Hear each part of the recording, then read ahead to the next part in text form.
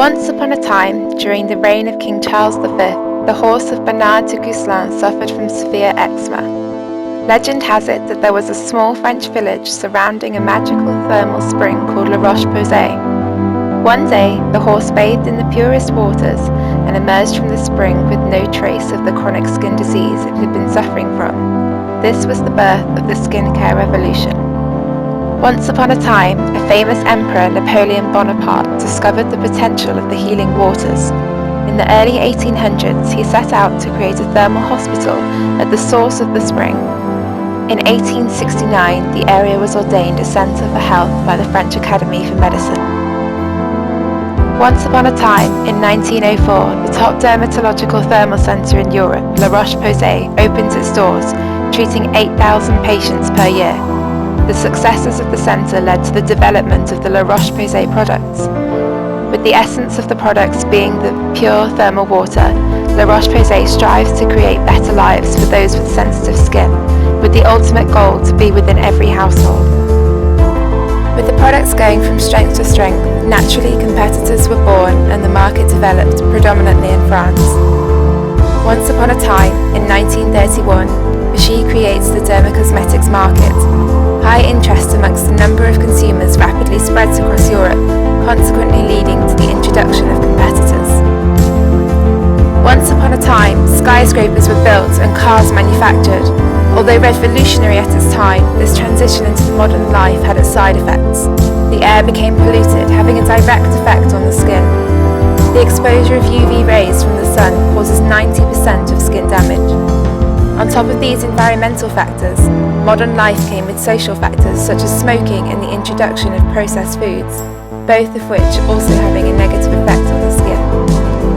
As a result of the increasing negative impacts of modern lifestyles on skin, the dermacosmetics market had doubled in just 15 years from 2.2% to 4.4% of the global beauty market. The dermacosmetics market originated in France, which still remains the market leader. The market then spread rapidly across Europe and has gradually become internationalized, reaching America, and is now becoming increasingly popular in places such as Latin America and Asia. This offers a huge opportunity for La Roche-Posay to explore their potential market growth. In order to find out more about the buying pattern of the specified target segment of 15 to 25-year-olds, researchers interviewed individuals from this category.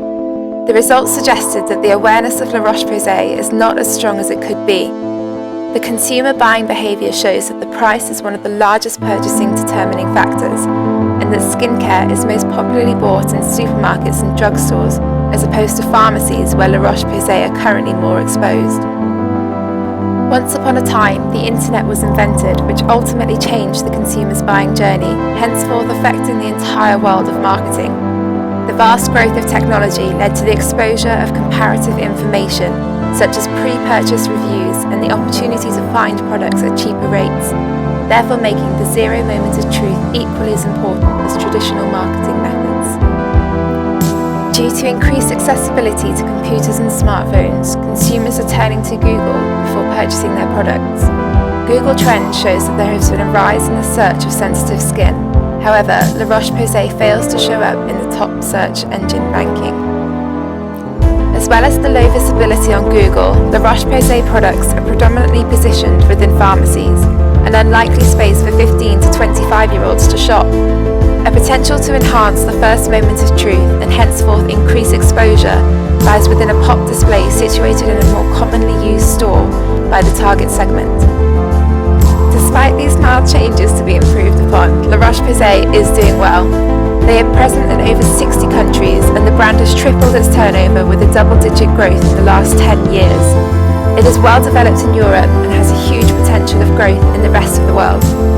The brand's mission is to offer a better life for people with sensitive skin, rather than just informing consumers about the products. It means giving them the key to understand their disorder and helping them to deal with their sensitive skin.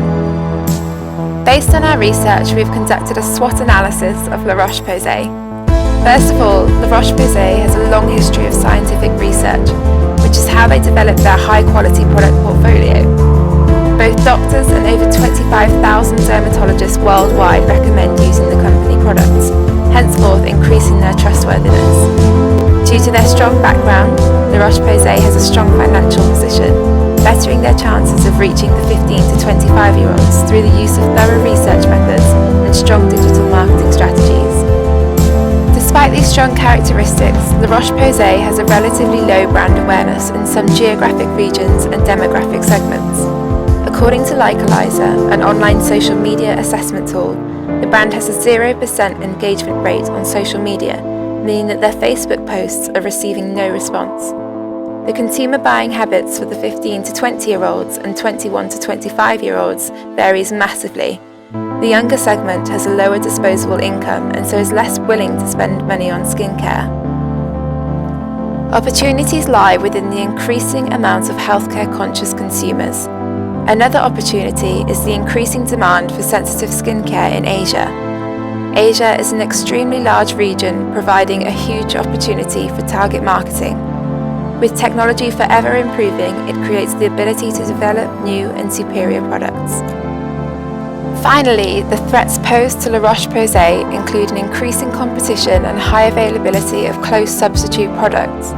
The power of the purchaser is high, meaning that La Roche-Posay has a lot of competition in this spectrum.